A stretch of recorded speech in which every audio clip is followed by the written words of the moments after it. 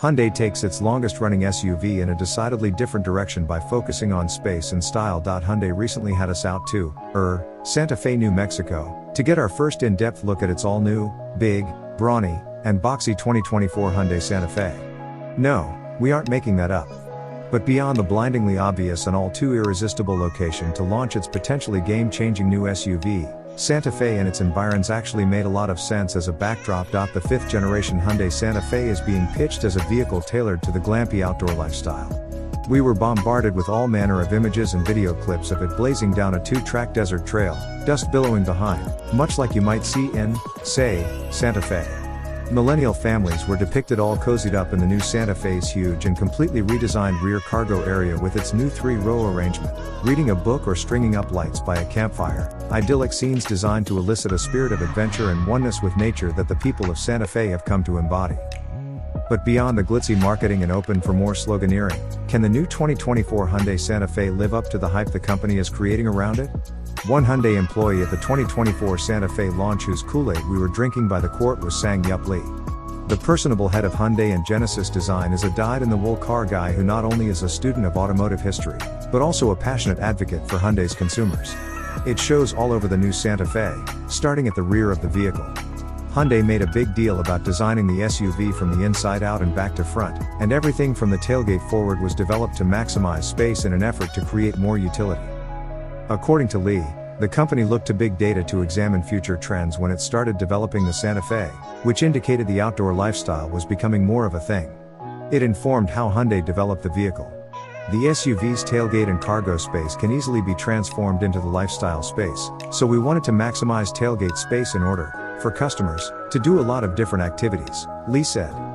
Indeed, beginning with a wheelbase that's roughly 2 inches longer than before, Lee and his team completely rethought how to reconfigure the new Santa Fe's rear packaging, in particular areas such as the metal gray space, located between the edge of the interior opening of the tailgate and the actual tailgate shut line.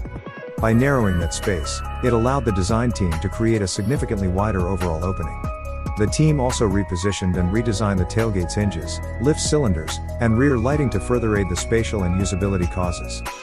Lee's proud not only of the re-engineered rear opening and cargo space, but also the flatter load floor when the second and third rows are down. And from an exterior styling standpoint, he's super jazzed about the Santa Fe's new rear light banks located in the bumper area, a cue that's reminiscent of several SUVs produced in the 80s. Everything old is new again. You could say similar things about the 2024 Hyundai Santa Fe's overall style, a look that harkens back to several squared-off SUVs of yore, with modern, updated touches. Call it a Botox box. What jumps out at you from the first glance at its face are the H-pattern LED headlamps. The lights can do a choreographed dance as you approach, and they're H-shaped at the rear, as well, and a lower trim piece that forms an elongated H. It's not just a style thing, either, as there are several elements in the vehicle's frontal area that aid with airflow. Despite its blocky look, the Santa Fe's 0.29 drag coefficient is hugely impressive, and engineers said aerodynamic lessons learned from its recent electric vehicles helped lower the number. At the sides, Lee emphasized the profile's smooth approach with a lack of busy lines. One of the vehicle's standout exterior features is an integrated exterior grab handle in the C-pillar space that aids with accessing the roof area. The Santa Fe models we saw were shod with 21-inch wheel and tire packages, though 18s and 20s will likely be available, too. 11 available color schemes are highlighted by earthy tones, including 2 we saw, terracotta orange and rockwood green pearl. The new Santa Fe's higher roofline allows for more headroom for the second row, captain's chairs and a 60/40 bench are available, and passengers are also treated to more legroom than before. For a vehicle that's marketed as a midsize SUV, we found the third row to be spacious enough to seat ample-sized adults in relative comfort. Hyundai told us the 2024 Santa Fe's overall cargo space is class-leading and far bigger than the outgoing model's 72 cubic feet, and we saw nothing to dispute that in our time with the vehicle. Once you step inside and settle into the driver's seat, a relaxation seat with a leg rest is available for the front seats. You're borderline overwhelmed by how much has changed from the outgoing model. One of the bigger moves Hyundai engineers made was relocating the shift lever to the steering column, which further opened up the center console to not 1, but 2, count 'em, 2. Wireless phone charging pads, backed up by a pair of copious cup holders. Underneath all that is another large space designed to hold more of your stuff. There's even a UVC sanitizer tray in the upper passenger glove compartment to help sterilize gear like your phone, one of multiple passenger-oriented stowage spaces. Another super cool feature in the Santa Fe's front row is the first of its kind center storage cover that can open either from the front or the rear, making second row access possible. Replacing the outgoing Santa Fe's instrument panel and infotainment screen is a digital widescreen arrangement with two 12.3-inch screens oriented squarely toward the driver, the kind of tech that's becoming widely available in newer vehicles.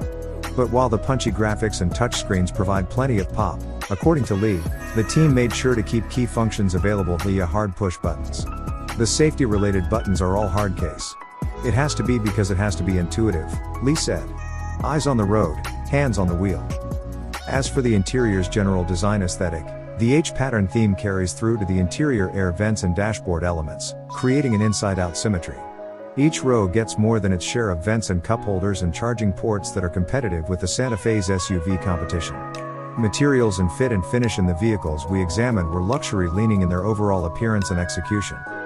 Hyundai also offers a laundry list of standard and available safety, convenience, and advanced driver assistance technology for the new Santa Fe, including an advanced smartphone key feature, new driver attention systems, all manner of lane keeping, blind spot warning, and other safety nannies, and the latest iterations of its smart cruise control and driving assist. There's so much going on inside and out with the 2024 Hyundai Santa Fe that it's easy to lose sight of what powers and underpins it, and perhaps that's by design.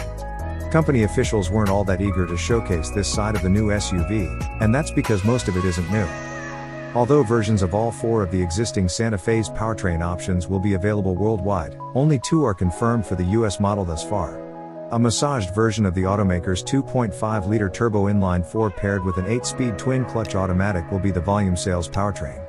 The engineering team was duly proud it got the engine certified as super low emissions, SULEV 30, while keeping the power roughly the same as the existing version's 277 horsepower and 311 pounds-to-foot of torque, an achievement that took more than a fair amount of development work.